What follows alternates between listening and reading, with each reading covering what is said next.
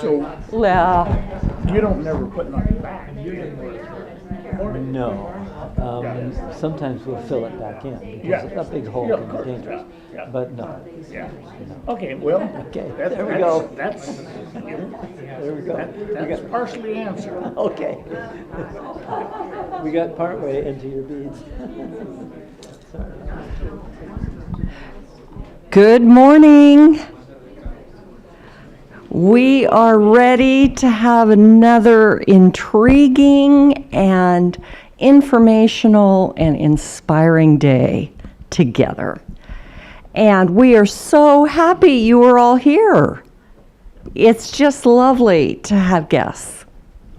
And thank you for spending this day with us. I'm looking, there are some people that were not able to come last night, so I'm going to introduce Dr. Doug Clark a second time. He is the director of the Near East Institute of Archaeology at La Sierra University, and the director of the Madaba Plains Project in Jordan, which includes, 5 different sites? Yes and yes. Yes and yes, 5 different sites. And he's spending most of his time now developing a museum of archaeological artifacts that they have discovered in their digs for the Jordanian people to be able to understand their heritage. And that's just a lovely thing. He's serving the people of Jordan so they can understand what their past was like. If you were here, you know that he is a very engaging speaker, and he is willing to entertain questions, not just at the end of his presentation, but even as he's presenting, if you raise your hand. Speak nice and loud. He will repeat your question because we are live streaming. So feel free as we go through the presentations to ask the questions that may come up as you hear him teach. And as I said last night, he makes very complex things understandable. So we are just so blessed. Let's begin with prayer this morning. Heavenly Father, thank you. Thank you for the work of the archaeologists that have just opened our minds to the world of long ago. And thank you, Lord, that nothing escapes you, and that you have always been, and you were there with these people that we study now, and you're still here with us. We welcome your Spirit to open our hearts and minds to what you would have us learn today about who you are and how you deal with mankind. Thank you for Dr. Clark and his lifetime of scholarly work, and that we get to sit at his feet and at yours today. We ask these things in the name of Jesus. Amen.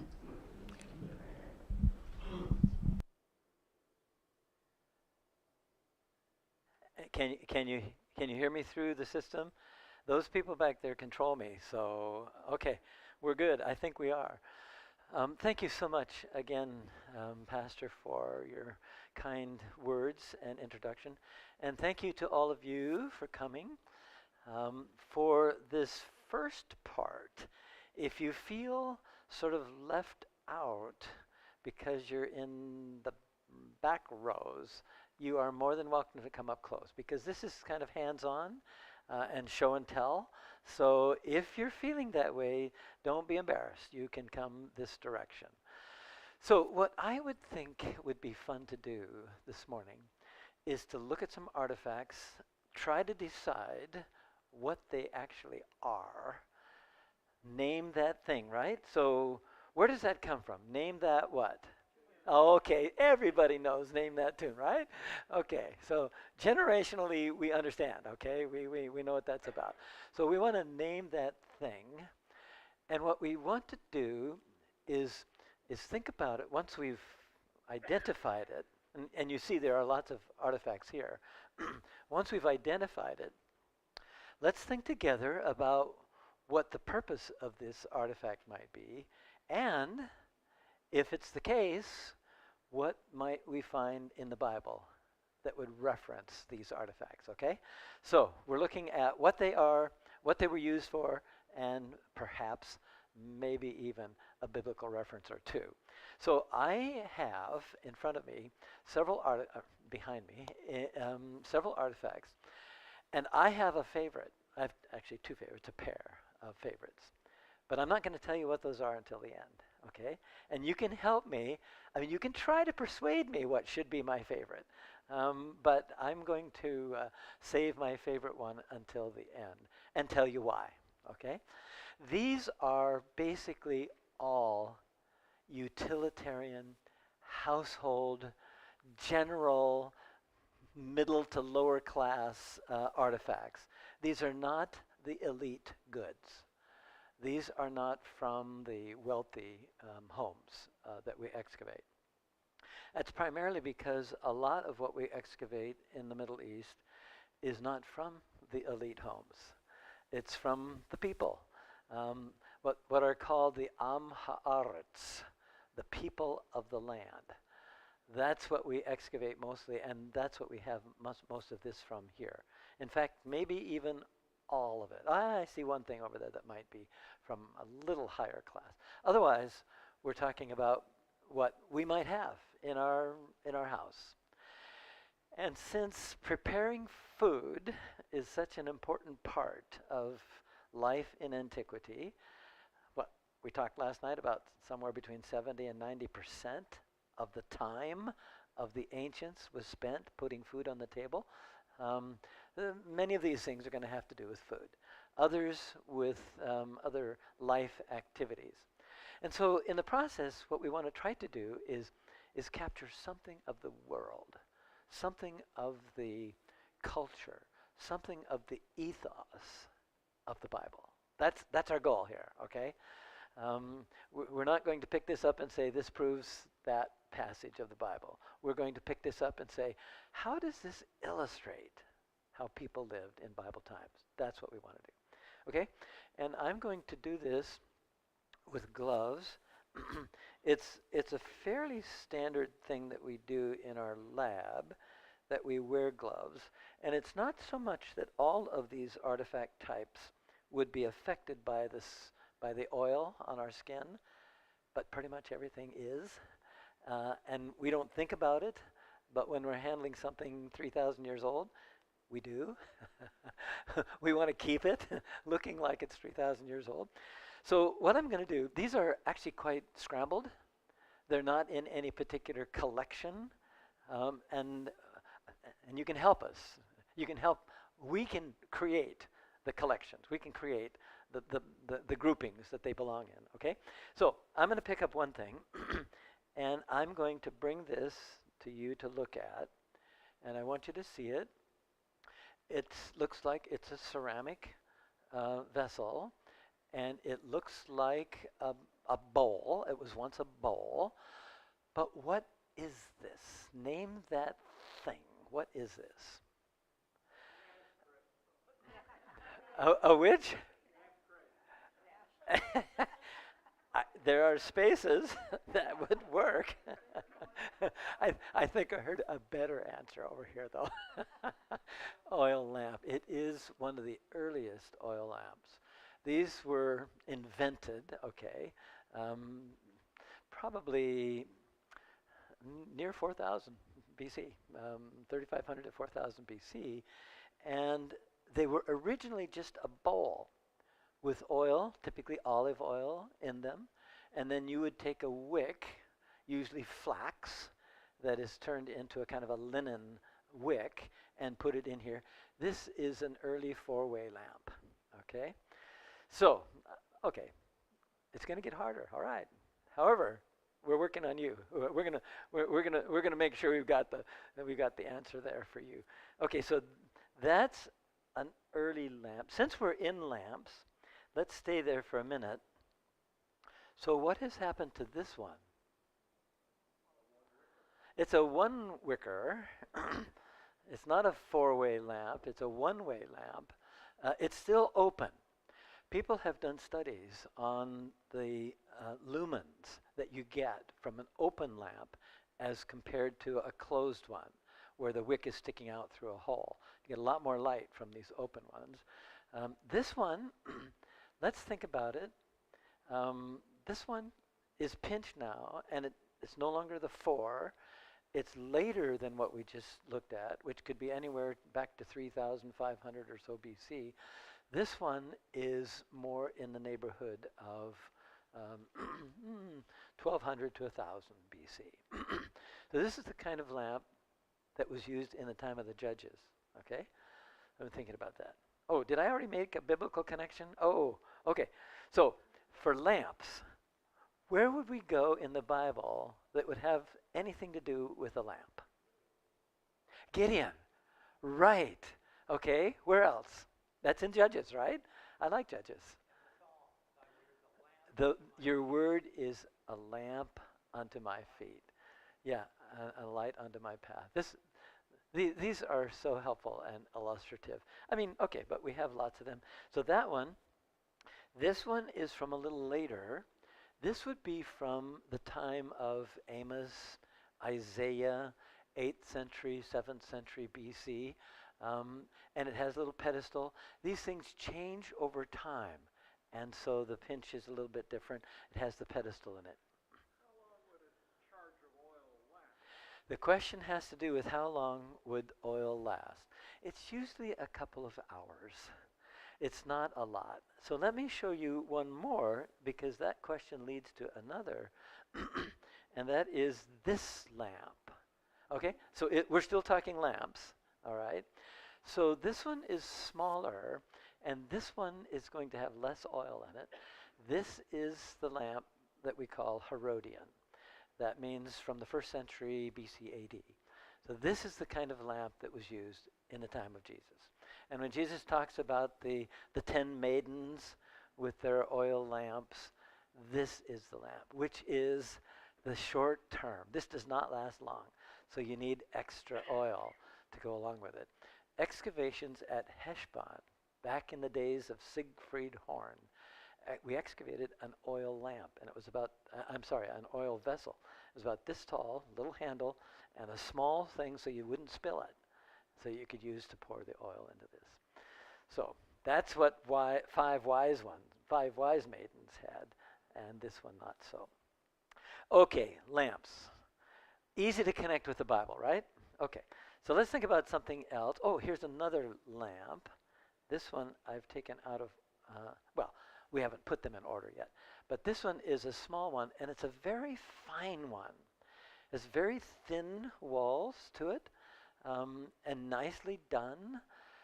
It's from what we call the Middle Bronze Age, so we're talking 1600 to 2000, or 2000 to 1600 BC, something like that. Yes, sir?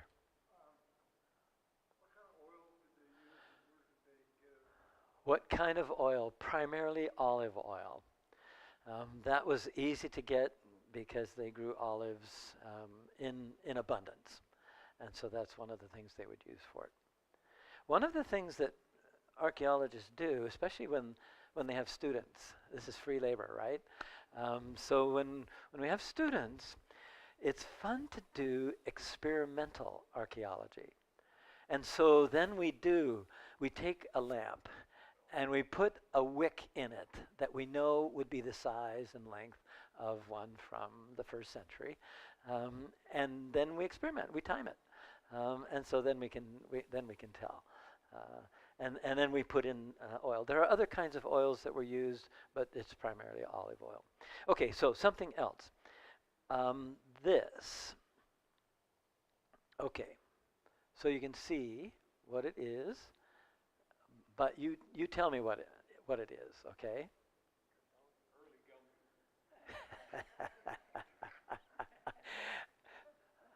I'm going to process that one.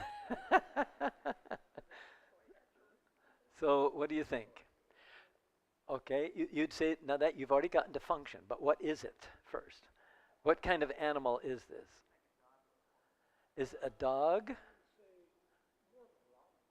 More of a llama? Okay. That would be a little off continent, but okay. Okay. So a donkey or a horse, although horses usually we would tell with a mane and a tail. Okay, that's all right. Could be donkey. Nobody has said cow, which is probably what it is. The cows had the flat snout, donkeys not so much. So now, okay, let's say it's a cow or a donkey. And some of these items up here, I cannot tell you definitively what they are, okay? I'll just let you know that in advance, okay? But let's say this is a cow. So what would it be used for? Some would say toy. It's often found in contexts of religion. So that there's some sense, so one could think about idol, or one could think about sort of what am I trying to think about? Not the furniture, but the accompanying animals to a royal or divine figure. That often happens. You even read about depictions of God on a throne, and there are lions. I mean, it's kind of like Solomon's throne and so on. So the royal and the divine tend to get kind of close to each other. But in any case, often these are found in worship. Could this represent what we call a votive offering? I'm bringing to the deity my cow.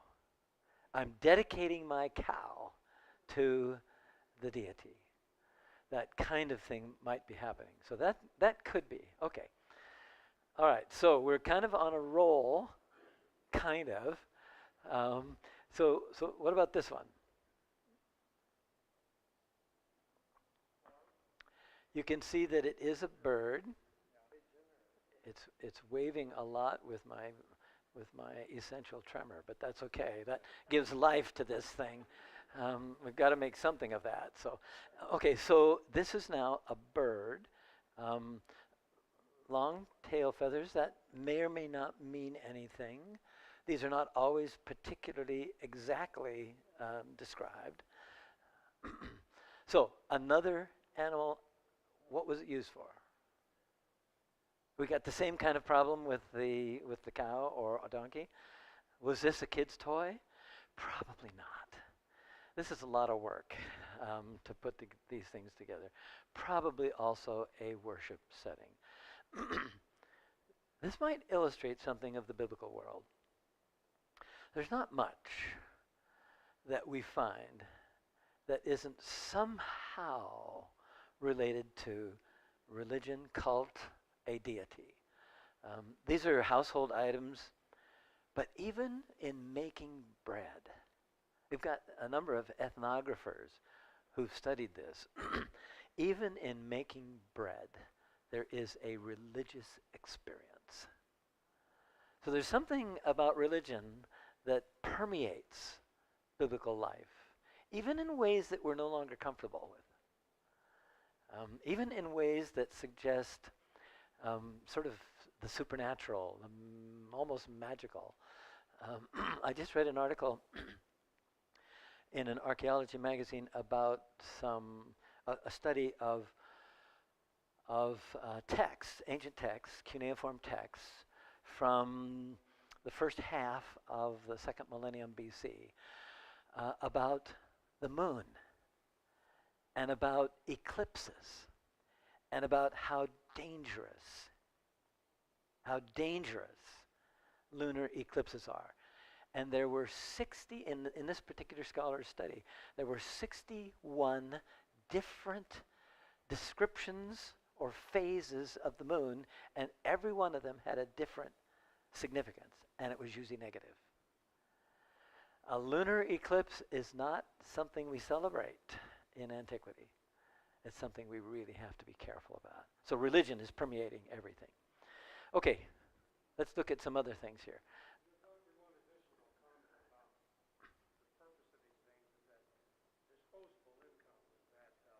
at an extreme minimum as well, so that speaks kind of against the child toy theory as much as the other practical applications. Right. The fact that that making all of these things and taking care of them, and the fact that, as one ethnographer put it, there really was no garbage. There really was no garbage. If these break, they're reused. And so the value of every one is extremely important. Thank you. Okay, what's this? All right, what's this? It's a large pitcher or jug. We have different sorts of technical names, but it's a large one. This would not be used for oil because it's fairly large. This would be used for something more like something to drink, something liquid. Well, oil is liquid, but something like juice or something like that, typically. And this is a good sized one. They are porous, so liquid will seep through in time, so one has to be careful. But in any case, that was easy. That was easy peasy. Okay, so let me get a couple of these. Okay, little pieces of broken pottery rounded into circles. Okay, so what were these? They're not very thick. Okay, what? Coasters. Oh, okay. Now you were going to blame that suggestion on somebody else, right? Okay. Okay. I was going to share it, Bob. So, what do we think? These are early Kerr canning lids. These are jar stoppers. And so, on a jar this size, I don't have a stopper large enough. This will fall down into it, but you would put it over the top. And you could seal that with wax if you wanted to, or you could just keep it there to make sure that the critters don't get there.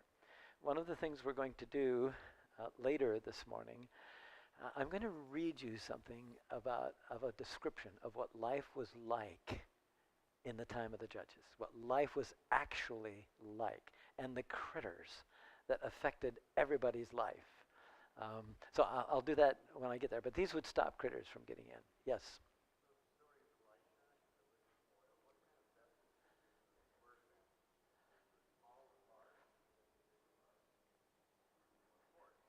Correct. So the question has to do with the kind of vessels that would be that we would think about for the story of Elijah and the oil and so on. There are large oil containers. Typically, they're sealed with something usually like pitch or even bitumen. I suspect that would add a little flavor to whatever you put in it. So there are ways to seal it. But that took some extra labor and extra investment. But it would be like these. But mostly, rather than the pouring spout, it would be jars. They could be good sized, like what we saw. Those of you who were last evening, we saw a picture of some of these large storage jars.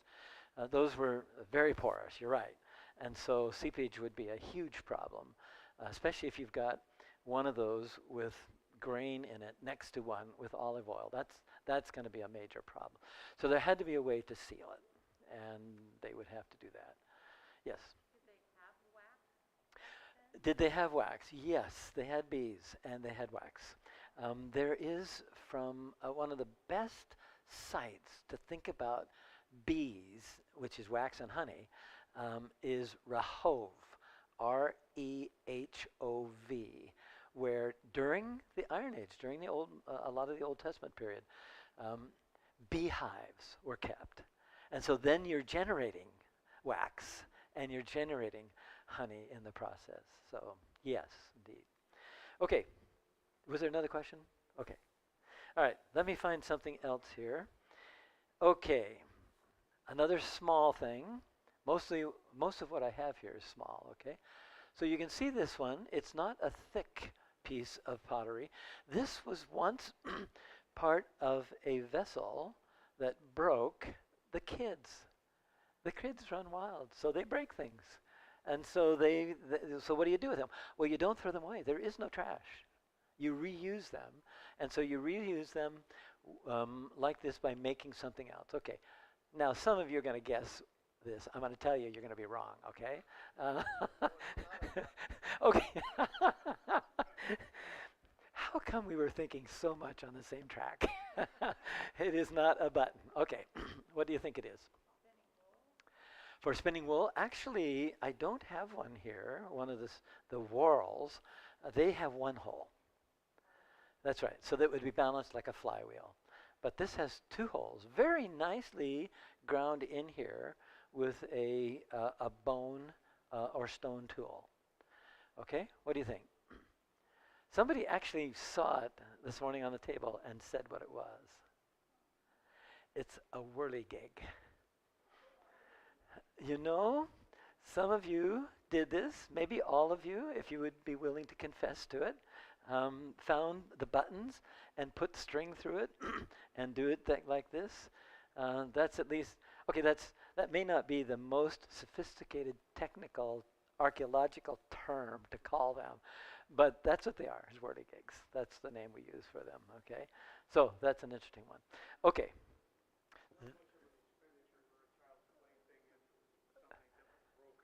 No, that's correct. So the point is made that you're not expending a lot if it's something that was broken. And this happens with everything. It's going to happen with some other material that I have up here. If it breaks, you remake something. That's just how it happens. Okay, this should be fairly easy. Okay. What is it? Name this thing. Okay. No, it is not pottery. It is, see, you're getting to function before we're getting to what it is. Okay. Oh, okay, they overlap. I understand. Okay. It is a bracelet or a bangle. And it's made out of glass. And glass was made as early as Phoenician times, so we're talking the second millennium BC. But the real glass, I mean the blown glass, is Roman. That's when the Romans didn't invent glass, but they invented blowing glass. And that's what we have. This is another a use of glass, but in any case, it's a glass bangle, which means you would wear it, and you would wear it for what kind of occasions? When would you wear this kind of jewelry? Weddings. Feasts, festivals, victories. You would wear these, and you wouldn't wear one. You would wear many so that you could make noise. One thing we do not have, two things we do not have from the ancient world. Some of sound and smell, we don't have those. Sound you can sort of create with experimental archaeology. Smell, it takes a bit more to do. I've suggested, as some of you know, that we really need a scratch and sniff Bible. Really need this to smell what it was like, where these people were living and where they were from. So sounds, I'm going to come back to sounds because we have some other artifacts up here that make sounds. Okay, these will not be, bangles, incidentally. Bangles do show up in the Bible. And you have these definitions and descriptions of jewelry, and bangles do show up. Sometimes what you're not supposed to do. Okay, that's the Isaiah 3 part. But there are other places where the bangles show up, and they are a sign, they're a symbol, they're a sound of celebrating. That's what they are. Okay. These are going to be, you're going to have no trouble with this one. Okay. So it's a little thing. It's a ring. It is a bronze ring, has copper in it, so you've got some green color to it. In any case, lots of these are found, normally in tombs. People will be buried with whatever wealth they have, and these would be often found on the finger bones of the burials. So we have lots of those. So that was easy. There's one piece here that I have that I don't know what it is. Okay, you can help me. So it's metal, so it's heavy, and it's got some patterning to it, and it has this part to it as well. Okay. Anybody want to help me on this one?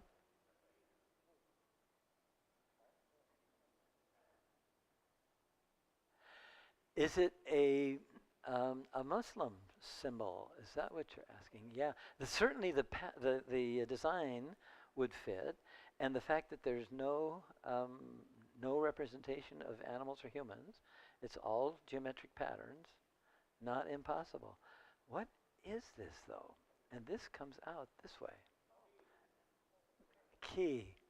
Can I get into the computer back there with this? No.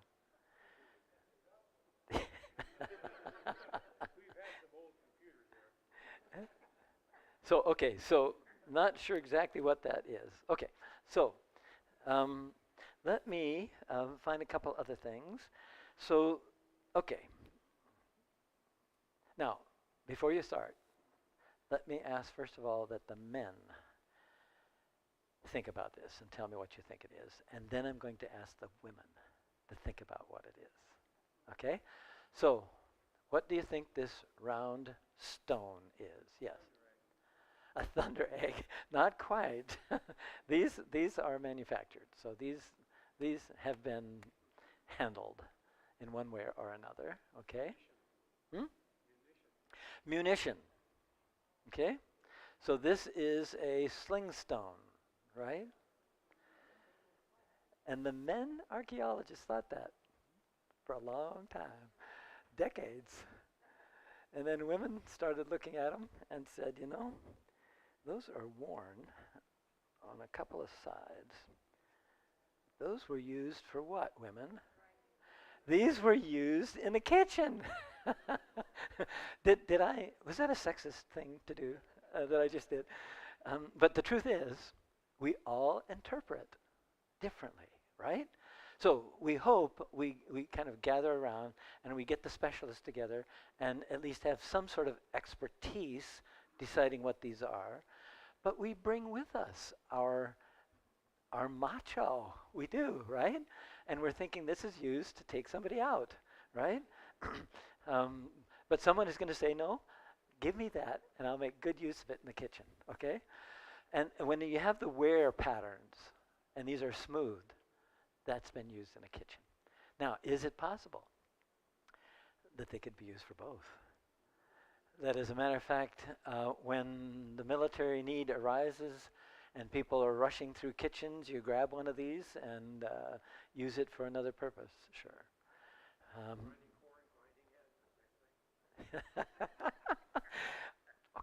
Okay. All right. I need to look at my time here. Okay, so I'm going to pull this one up and have you look at it with me. Okay, so we've seen circular pieces before. Okay, now if you look at this one carefully, it does have a single hole in it. All right, and this one, and they're nicely. Actually, it's nicely drilled and tapered. You're right. There's a countersink in here. And so this is a nice, and it also has a circular pattern, top and bottom. Okay? So what was this? If one thinks about the spindle whorls that were used as a flyweight for spindles, that you would hook then your wool to something on the top, and you're spinning it and turning it into yarn. That would make some sense, okay? Is that what we have? Now, you said probably not. Does that mean you think I might trick you? Is that? Well, I'm going to trick you. Okay, I'm going to pick up on the trick part. So this was handed to me a few minutes ago, and it was found where? Yes, so it was found, which means that people, that's correct, that's Native American. So this means that people use this kind of thing around the world. And what I'm going to show you in a minute is also something that is used around the world. At different times they would arise, but when you have raw materials handy, especially stone, and you need a job done, then you come to an agreement on what to do and what to make of it. I have found some really interesting stone bowl fragments on Nia Bay. And so, I mean, they truly are everywhere. So this is probably a spindle whorl. It's very nicely decorated. One could say that it was a weight for a vertical loom. So you'd put the the warp threads, hang them this way, and then the weft is coming across this way. And so you would use these, and they were used that way. But this one's decorated. It's got this groove around both top and bottom. And so we think this is something that you wouldn't bury at the bottom of a loom. You would use in a public way. Okay, a couple more things. Okay. This actually. Okay, so this opens and closes. Okay. The color is green. So this means copper is here. So it's bronze. It's made out of bronze. Copper mixed with it. And so, well, copper mixed with usually with tin or arsenic. It has a nice decoration on it. You can see it. Yeah. Okay. It's exactly what it is. It's a makeup compact, and likely had a polished side to it that served as a mirror. So that's correct. It does. It has a hinge with a pin. I don't know where this came from. It's in our collections lab. These are donations, and we don't know their stories, which is a part of a problem. This was looted from somebody's tomb, probably Roman period, so about the time of Jesus. But we don't know because of the way the looting system works. Whenever you buy artifacts, you are contributing to that system. So in any case, we really don't know where it came from, and we don't know exactly the time. Although you can compare it with legitimately excavated compacts, you can do that and say, okay, probably this comes from this time period, and maybe even be able to say this comes from this area.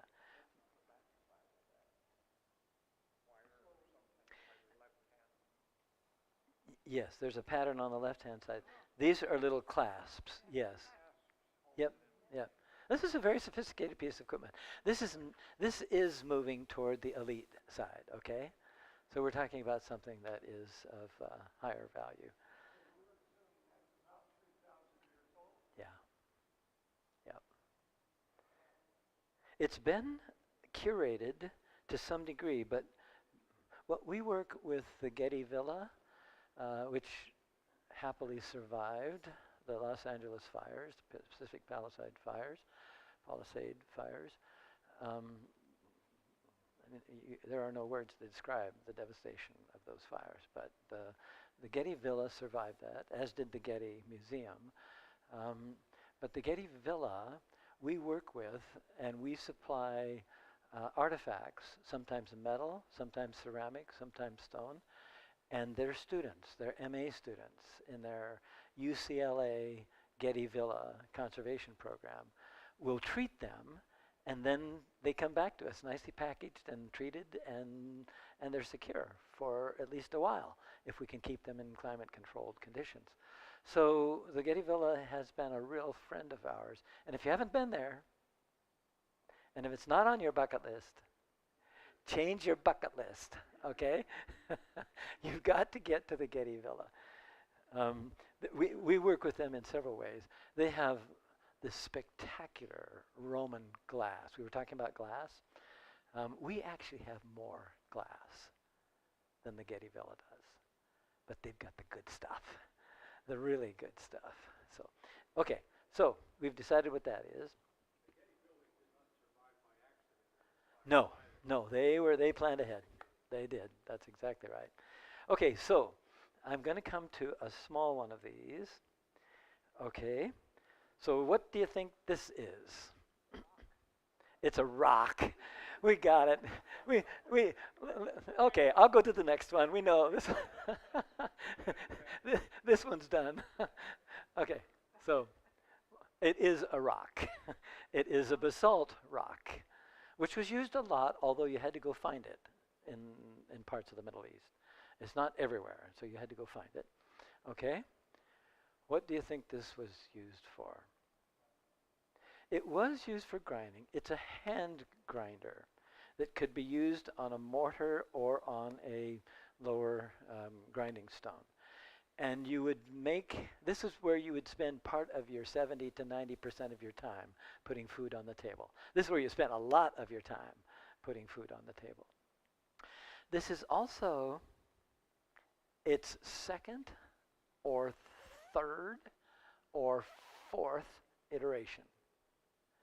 This started as a larger vessel of some kind, maybe even a big grinding stone, which got broken and which then was chopped, and from the pieces you made what you can out of it. Sometimes a pestle, sometimes the mortars and pestles. So if the broken chip fits the pestle design, you make a pestle out of it. This could be second, third, fourth generation. That's because there's no garbage. And that's reusing it, being very economical about it.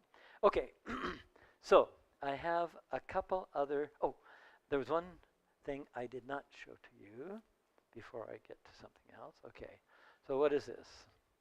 Don't, close your eyes. If it's a problem, don't look at it, okay?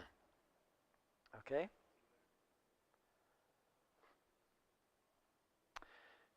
What is it? It is definitely religious. It is definitely a figurine. I would argue it's not fertility. But this is the definition that for decades people used.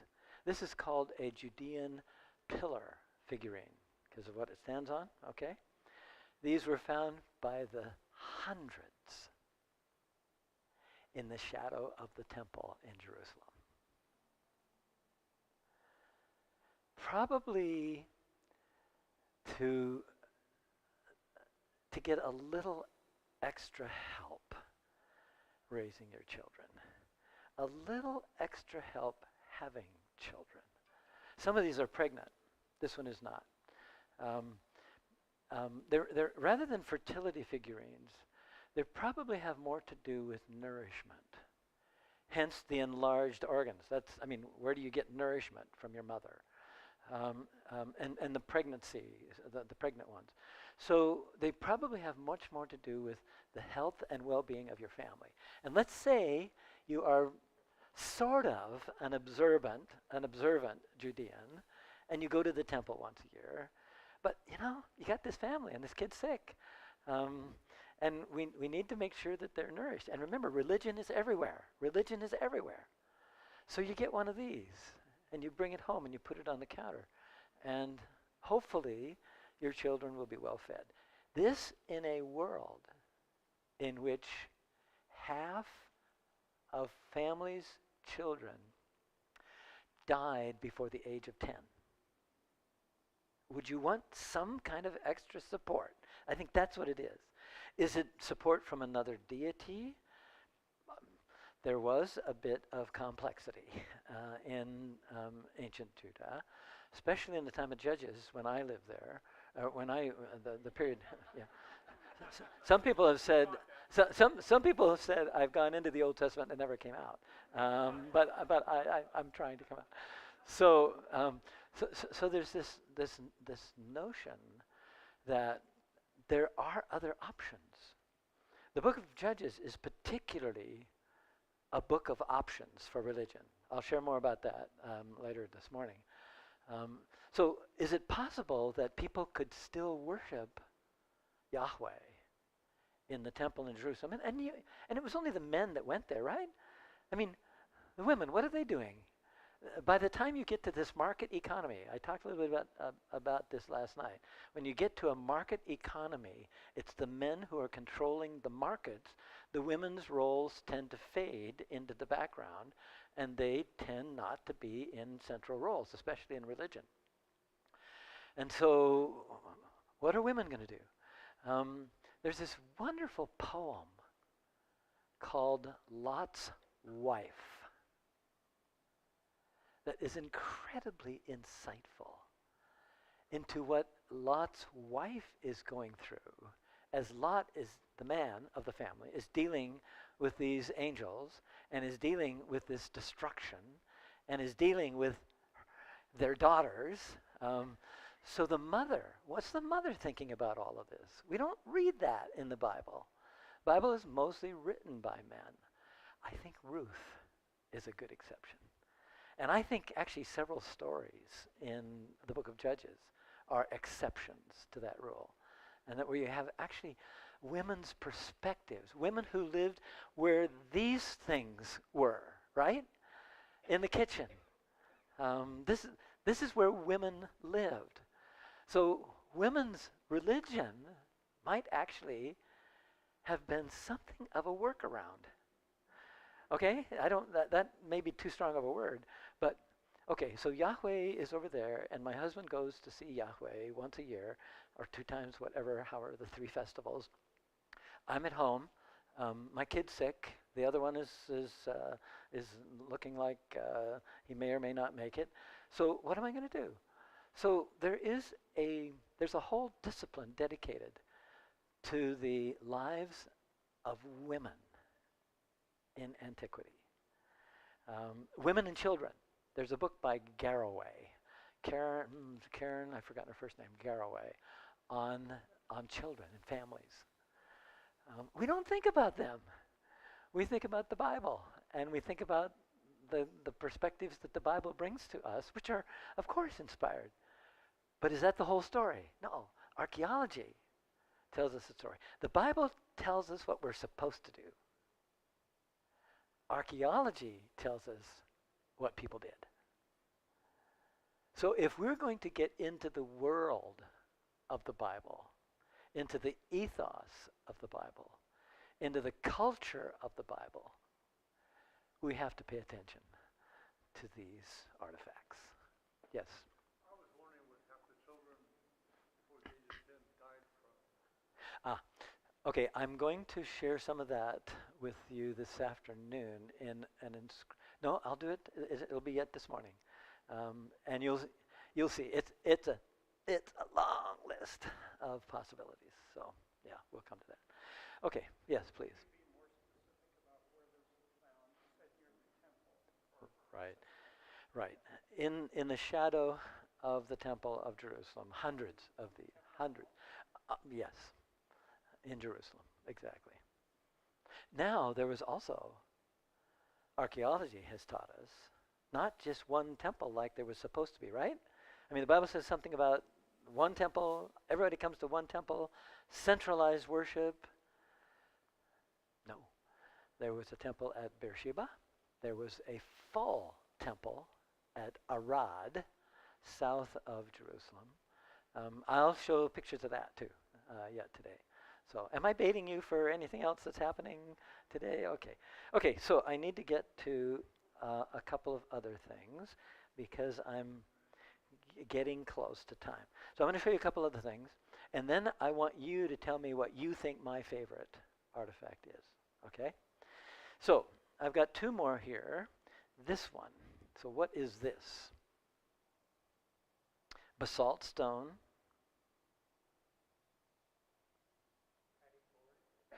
Like a cutting board. You know, there are people who can actually trace scratch marks through microscopic analysis. and tell that. Not with this one, though. Although this one has been used in a scraping fashion. So what do we think? For tanning hides. Tanning is an interesting endeavor which is worth some time and totally on its own. But no, thank you. Not tanning hides, but okay. What do you think? Would it help if I show you another artifact? Okay. So, some of you are wondering if that would help at all. Okay. So.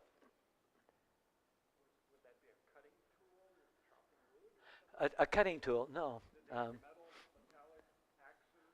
They did. At different time periods, they did. Right. Okay, so this one. Okay, nice on the top. I mean, okay, it got a lot of holes in it, but okay. But on the bottom, not so much at all, right? So what is this? This is a lower grinding stone that would be down sometimes on the ground. That's why you don't have to do anything to finish it. On the ground. And who would be doing the grinding?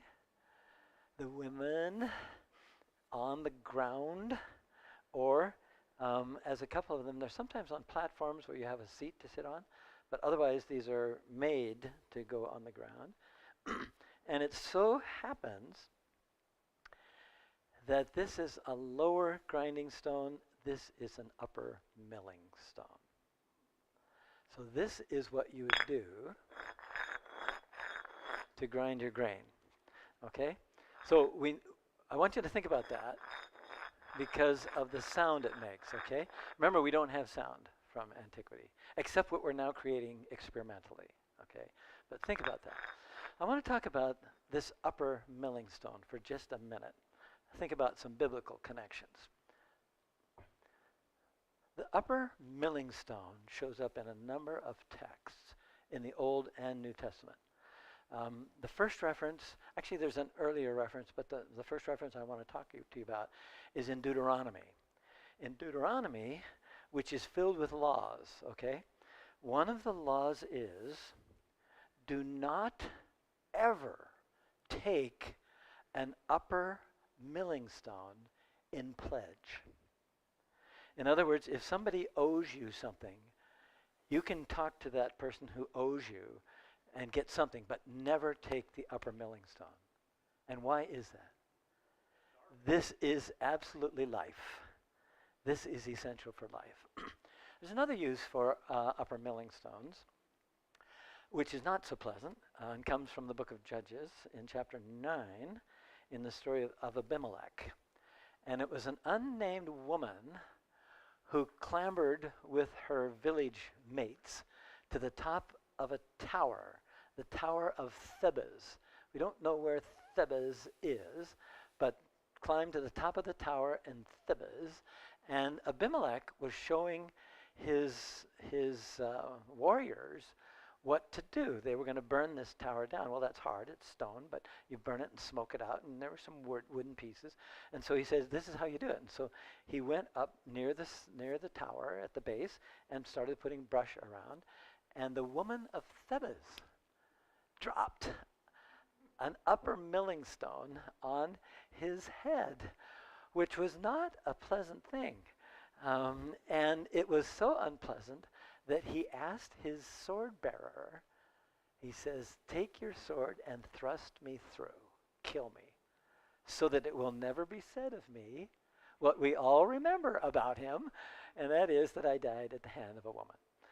So that's an upper milling stone. We actually reenacted that, Carmen will remember, several years at our site. Carmen won't remember dropping the stone on my head anyway. But Abimelech was a watermelon. And Abimelech was stationed down at the bottom of a little hill. And all of the women of the dig who wanted to would climb up on the top of this house we'd restored and would throw stones at Abimelech. Just to remember, okay, just to remember the story. Another thing about these stones, in Isaiah, You read about the privileged, the wealthy, treating the poor by grinding with an upper milling stone, grinding the face of the poor into the dirt. Okay, that's memorable. Okay. Another reference is, okay, good.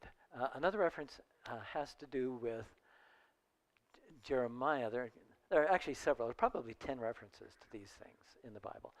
But one of them has to do with Jeremiah is the first passage I want to look at. Come on. And this is Jeremiah. This is Jeremiah 25.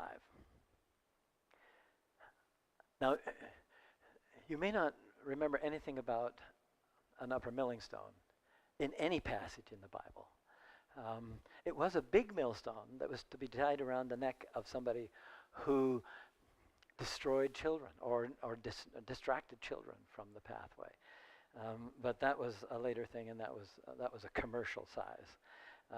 But these upper milling stones, I will banish from them. This is in what we call an oracle against foreign nations. OAN, oracles against nations.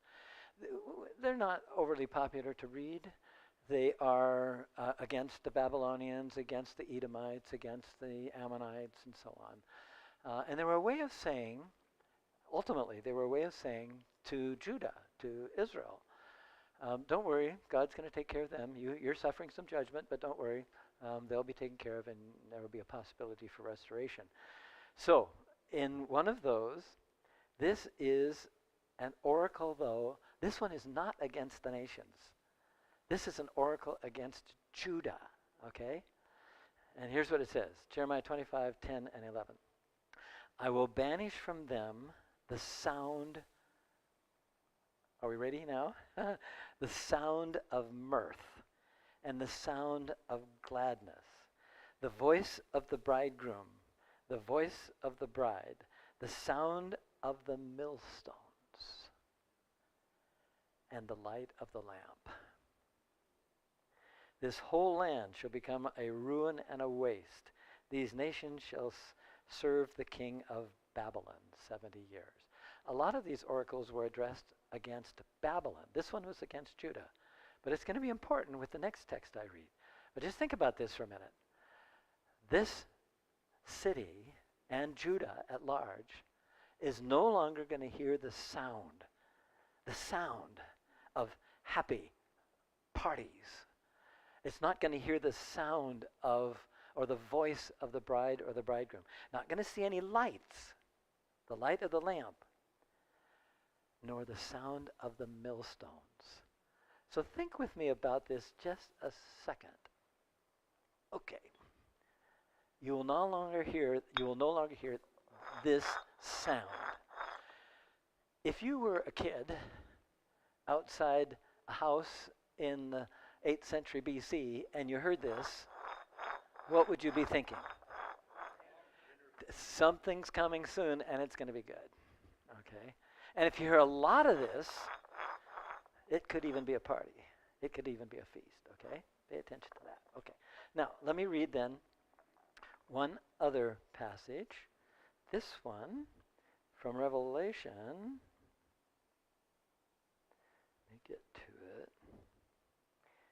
This is Revelation 18.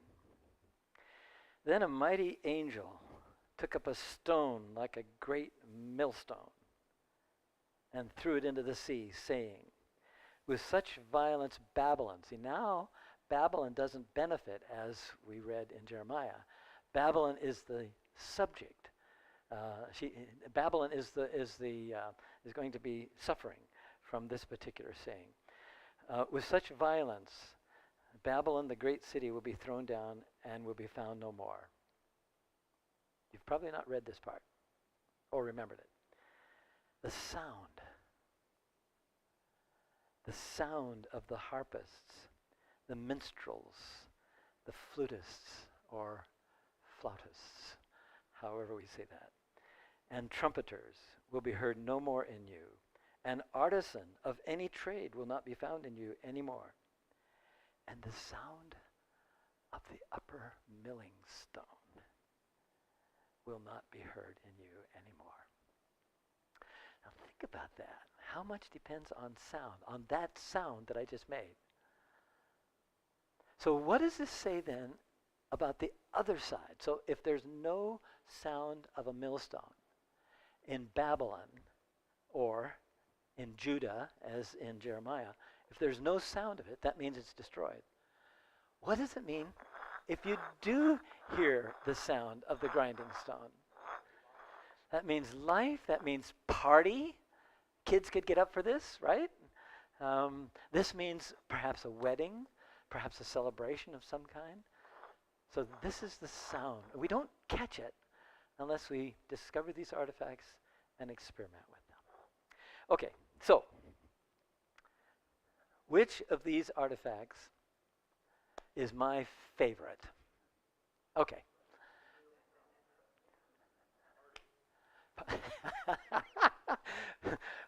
the party ones. Okay. Anybody else? What do you think? The lamps. Okay. Now, do you like the lamps that I should like the lamps too? Is that okay? Okay. I just want to be clear here. So okay. What else? What other possibilities here? The cow. Got the cow. Love the cow. If it's a donkey, that's okay too. But if it's a cow, it's a cow. The bracelet is spectacular. Hmm? It is different. It's glass, and it was also used to make sound. So if you cannot hear the sound of the dancers, then this is a very dark place. But when you hear the sound of the bangles, when you hear the harpists, the flautists, when you hear the sound of the grinding of grain, that's good. That's really good. In fact, that imagery is used to describe the New Jerusalem. Okay? Think about this. Babylon is destroyed. You're not going to hear this stuff. It's a dark place. What does that mean if you do hear it? That's the best place to be. That's my favorite, okay?